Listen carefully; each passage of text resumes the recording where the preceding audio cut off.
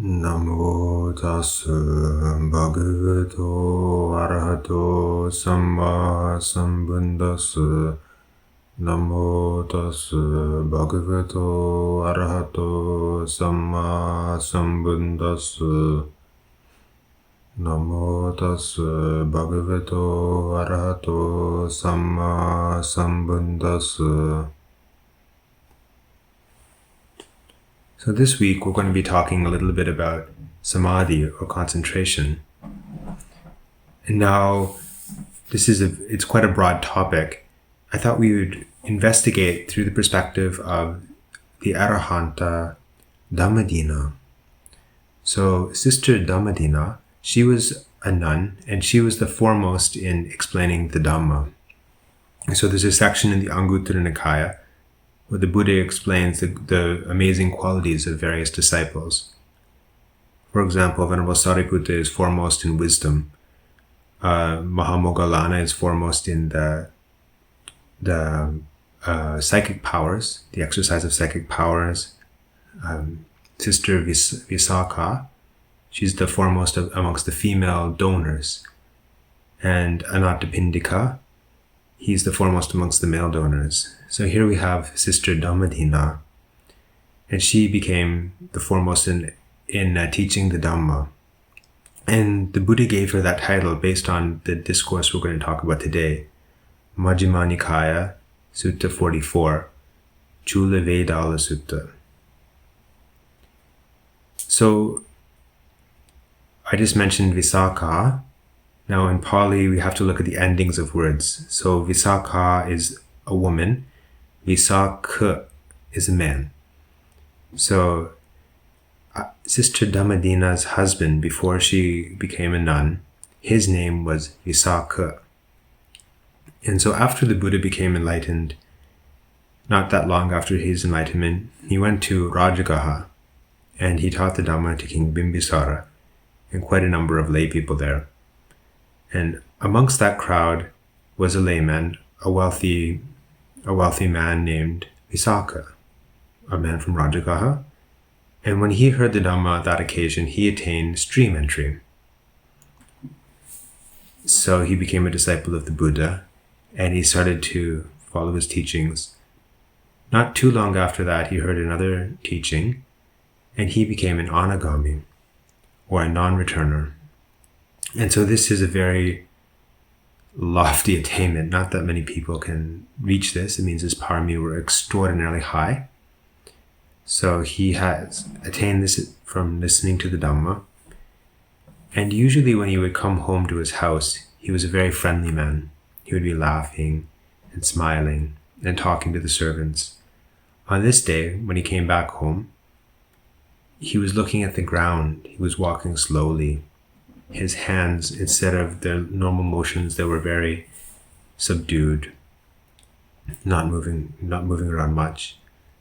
And when he got to the house, he didn't look at his wife. He didn't talk to her. He didn't let her take his arm. And the next morning at breakfast, he also he wasn't paying attention to her. He was just looking down, eating very slowly. And after some time, his wife started to worry. Maybe he's fallen in love with another woman.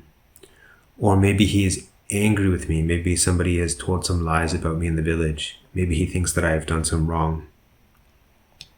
So she didn't know what to do, so she simply confronted him with the situation. And he thought to himself, normally people who've attained Nibbana, they're not supposed to reveal their good qualities. They're not supposed to tell other people about this. But in this case, if I don't tell my wife, then her heart will be broken. She'll think that I'm suspecting her, or that I'm acting I'm betraying her, or something like that. So out of compassion, he said, I better explain the situation. So he told her that what he had realized, the change that had come about in him, and the happiness that he had found in the Dhamma. And he said that after hearing this, then if she wanted, she could stay in the house and he would treat her like a daughter or a sister, or she could return to her parents' home, or he would release her to marry another man as she liked. And so after she heard all this, she was quite surprised. She hadn't heard anybody talking like this before. And she asked him, now, this kind of attainment that you've realized, is it something only men can realize, or something that women can realize as well? And so Visakha said, no, the attainment belongs to the person who practices the Dhamma. It doesn't belong only to men or to women, or a person of a certain caste. So he or she who practices it can realize it. So she considered for a moment and then said, if that's the case, I'd like to become a nun. Since you don't require me at the house and you've given me a release, will you give me your blessing so I can go forth? And so he very happily gave permission. And he even made arrangements for her to be escorted on a palanquin and have King Bimbisara prepare an escort for her to go and ordain. So she went off for ordination. At that time, she found that there were some disturbances in the place where she ordained. And so she took permission from the person who ordained her, the nun who ordained her, to go off to practice in a more remote area, to practice meditation intensively. And so she went there, and learning meditation properly, she was able to attain arahantship in quite a short period of time. And after that, she didn't feel she needed to stay out in the forest anymore. She was able to come back into the monastery that was near the town. So maybe after, say, a week or something, she came back. Now, the layman Visakha, remember he was an anagami, he heard this news, and then he started to have some he was a little bit curious what's going on. He's like, how does she like it? Maybe it's too tough for her. He knew that women can attain nibbana, but maybe it's very tough to live in the forest. Maybe she's unhappy. So he thought, okay, I will ask her a series of questions and I'll find out whether she is satisfied with the holy life, as they call it, or not. And so, as I said, this sutta that is the result is quite extraordinary, to have an anagami questioning an arahant. And as a result of the answers she gave, the Buddha declared her to be foremost in the ability to expound the Dhamma. Now, it's quite a long, complicated sutta, but today I wanted to talk a little bit about Samādhi. And so one of the sections of the sutta is discussing the Noble Eightfold Path, and then how it fits into the threefold training. That is to say, Sila, Samādhi, Panya, or morality, concentration, and wisdom. And so here's what she has to say about Samādhi, how it fits into the Noble Eightfold Path. And this is translation by Bhante Anandajoti from his website, ancientbuddhisttext.org.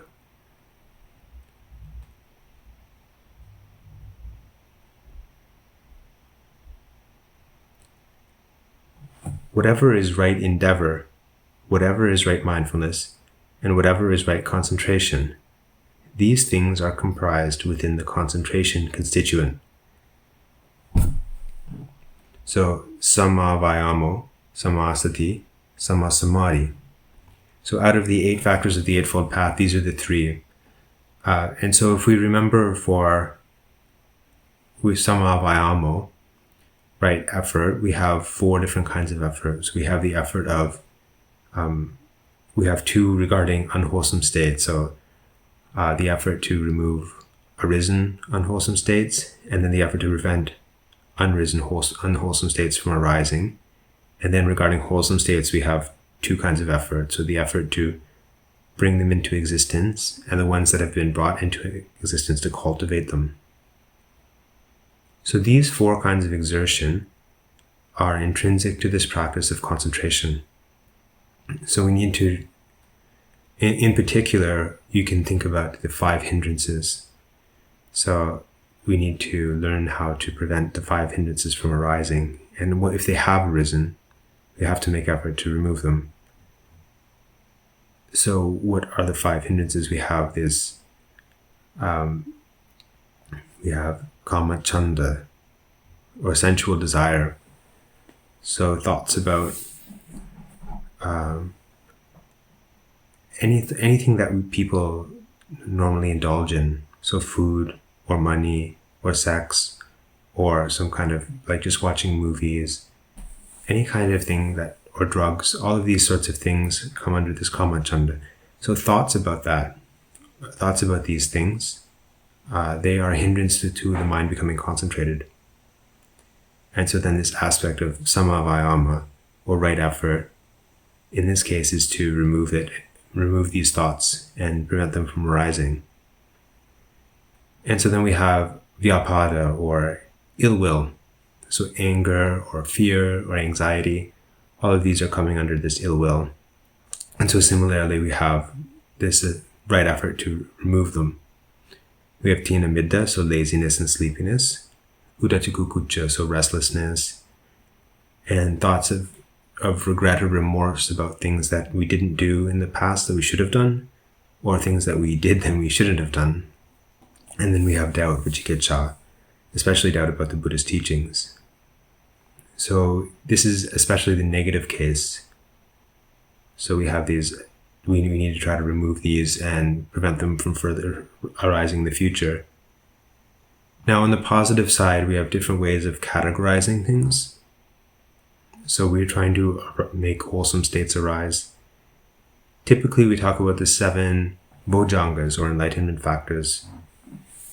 But today, we're not going to go into the 7 enlightenment factors. I think that will take another teaching. But wholesome states, especially just trying to develop concentration, we're trying to bring into existence of the 5 jhana factors, right? So we have vitakka, vichara, piti, sukha, ekaggata. And so vitakka, vichara, we translate as applied and sustained attention, or applied and sustained thought. So taking an object for our concentration and bringing it to mind again and again, and keeping it there. So vitakka is bringing it to mind, vichara is keeping it there. And so when this kind of attention becomes more and more stable, then the mind starts to be concentrated, and these 5 hindrances automatically don't come up so much. And these 7 bojjhangas, or enlightenment factors, they will start to slowly arise and develop. And so we have different ways of categorizing the good qualities of mind. And we also have, if you look according to the Abhidhamma explanation, we have different mental factors that are coming up. So, for example, malleability of mind and capability of mind, but we won't go into all of these today. So amongst the 5 jhana factors, vitakka, vichara, piti, and sukha, so we translate as joy and happiness. So these are sort of a bubbly happiness and a more calm pleasure that is associated with a strong and powerfully concentrated mind. And ekaggata means gatheredness. The mind is centered on one object. And when that starts to happen, the mind starts to become concentrated. When these factors become mature, then the mind can enter into the first jhana. But let's go on, continue with Sister Dhammadina's explanation. So the question from Visakha, but what, noble lady, is concentration? What are the causes of concentration? What are the accessories to concentration? What is the development of concentration? Whatever is one-pointedness of mind, friend Visakha, that is concentration. This is this cittas ekaggata, what I just translated as gatheredness or centeredness. The 4 ways of attending to mindfulness are the causes of concentration, cattaro satipatthana. So the cause we have is the four satipatthanas, which we have samasati, right? We said there are the three parts of the Eightfold Path that are connected with concentration: samavayama, samasati, samasamadhi. So the second one is the 4 satipatthanas. The 4 right endeavors are the accessories to concentration. Whatever repetition of these things there is, their development being made much of, that is the development of concentration herein. So developing, and she'll go on more in more detail, but for our purposes today, that this is the main point. So we have these three aspects, and so the cause for the concentration, the approximate cause that she's giving are the four foundations of mindfulness. So we have for mindfulness of the body, mindfulness of feeling tones, mindfulness of the mind, and mindfulness of various kinds of phenomena. So in the Satipatthana Sutta, Mahasatipatthana Sutta, Satipatthana Samyutta, we have all kinds of explanations about these different meditation objects. But typically, most people, when they're starting their practice of concentration, they start with focusing on the breath. Now, focusing on the breath, or anapanasati, is an object that includes all of the four satipatthanas, but it begins with mindfulness of the body. So paying attention to the in-breath, the out-breath. In fact, there are the first four stanzas of the Anapanasati Sutta, paying attention to the in-breath, the out-breath, whether it's long or short, paying attention to the whole body of the breath. Then knowing these things, this is counting as Kayanupassana, mindfulness of the body. And so then we have mindfulness of feelings. We talk about pleasant, unpleasant, or neutral feeling tone. So everything that we experience in life will have one of these three. Either it is naturally likable, dislikable, or naturally we tend to ignore it. It doesn't have a large impact on our preferences, we can say. So understanding these different feelings, this is the Vedanānupassana, mindfulness of feelings. Now, the Buddha also mentions that there are different kinds of feelings that can be associated with different things. So it's possible that we have an unpleasant feeling that is due to, for example, we have the desire to attain Nibbana. So we get an unpleasant feeling. Oh, my spiritual qualities are not good. I need to practice the Dhamma. So we can have this kind of a feeling, or we can have another kind of feeling associated with desire for revenge. When we have this desire for revenge, then we feel angry. And so we have a negative feeling, a painful feeling. So in this Vedanānupassana, part of it is to understand the different types of these feelings. It's not just like the actual feeling itself. The origin gives it a certain quality of certain positive or negative quality to it as far as karma goes. And so we also have Cittanupassana. And so when I talked earlier about the 5 factors of jhana, the Vitakka, Vichara, Piti, Sukha, Ekaggata, this is one aspect of Cittanupassana. It's understanding what's happening in your mind. And so if you practice systematically, you can discern different aspects of the mind. We call them mental factors like this, that are associated with wholesome or unwholesome mental states. For example, in an unwholesome mental state, we have this aspect of moha or delusion, distorting the object, not knowing what's for our own good and the good of others. So when somebody gets angry, they don't think to say that before they say something like sort of some kind of an insult. They don't think, oh, if I say that to a policeman, then maybe I'll have to go to jail for overnight. They just say what they feel like. They don't really think about what's good, what's for their real benefit. So this real benefit's been covered over by this delusion. So when we talk about the wholesome states, we have qualities like ahiri and ottappa. These are qualities that protect us from doing evil. They're the fear of doing evil and fear of the results of doing evil. Fear of what people will think of us if we do the wrong thing. So moral sense, moral shame, moral fear. So we have Cittanupassana, and then finally Dhammanupassana.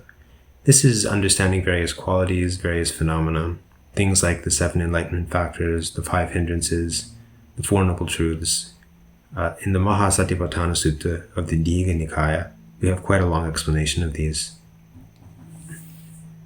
So these practicing satipatthanas, so essentially taking your meditation object, if you want to put it in a nutshell, taking your meditation object, applying right effort to it will lead to this right concentration.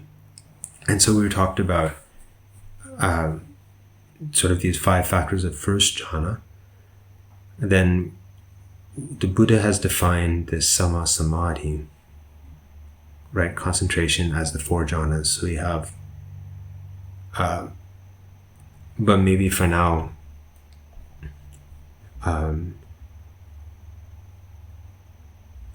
maybe for now that is enough to go back to our story. So Sister Visakha, or Brother Visakha, he realized that Sister Dhammadina she has attained arahantship. He asks her some final questions about Nibbana, and she tells him to go and speak with the Buddha about it.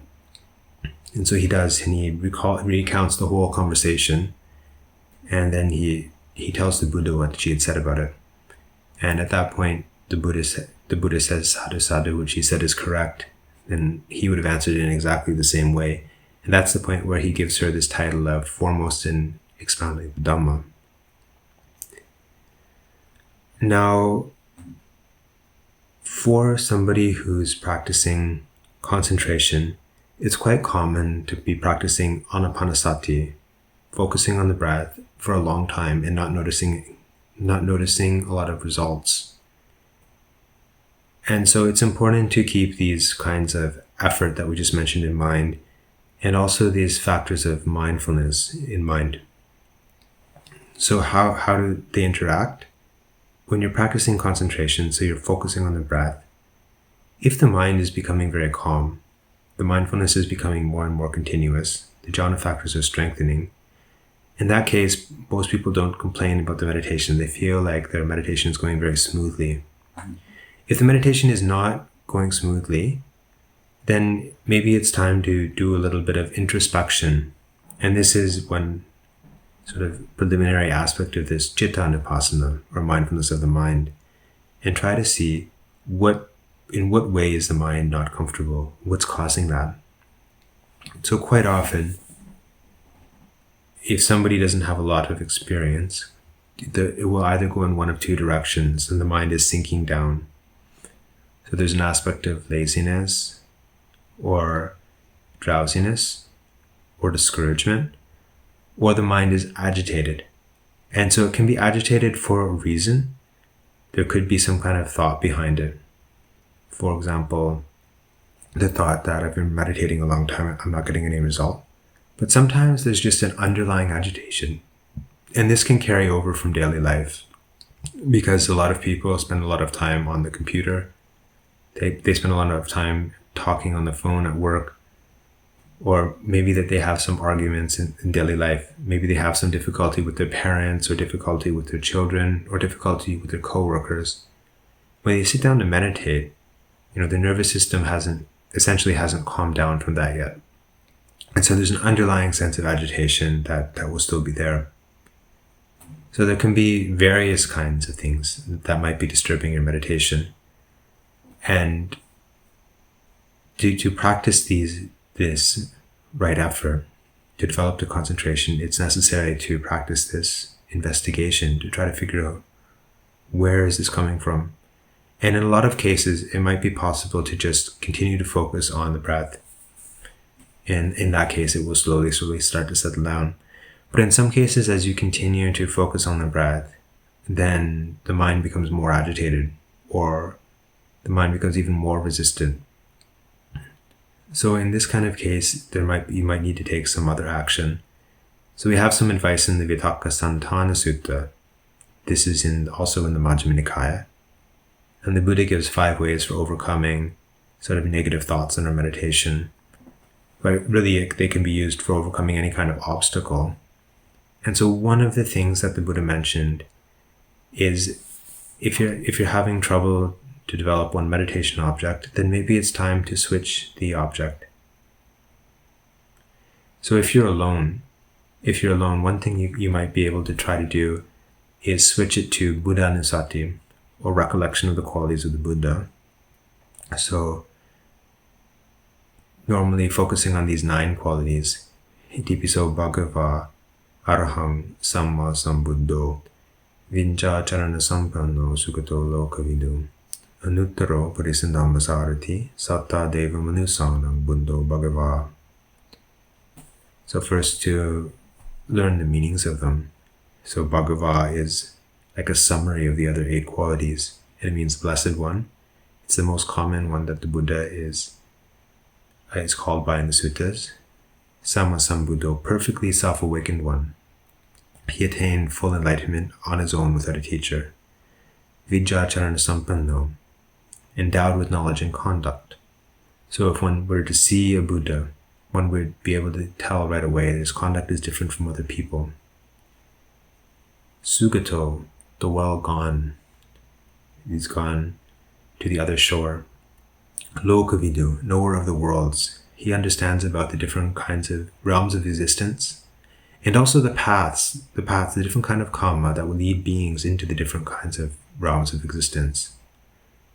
Anuttaro Parisandhammasarati, unsurpassed teacher of those who can be trained, because of course some people don't have the capacity to train in the Dhamma. Satta Deva Manusanam, teacher of gods and men, devas and men. Buddho, awakened. Bhagava again.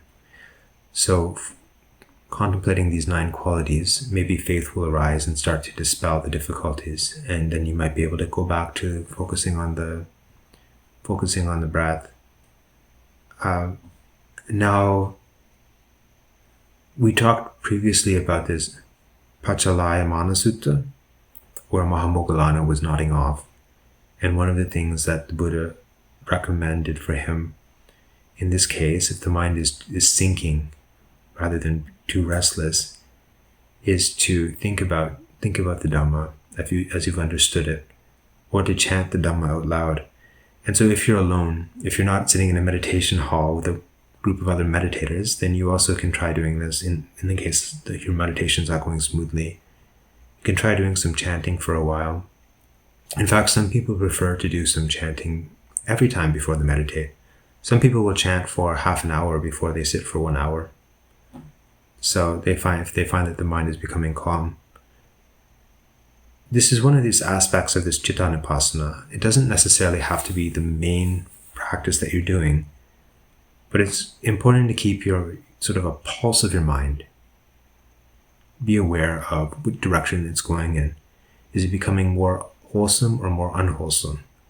Are you suffering more now, or are you suffering less now? So,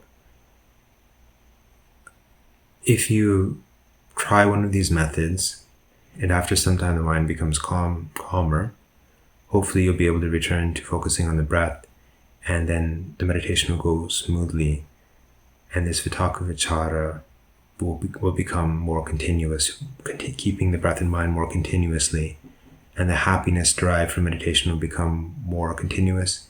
The gatheredness, the focus, this ekaggata, it will become more and more powerful, and eventually you'll be able to enter into the first jhana and continue on your meditation from there. So I wish that all of you will be able to follow in the example of Brother Visakha and Sister Dhammadina and attain Nibbana as swiftly as possible. Sadhu, sadhu, sadhu.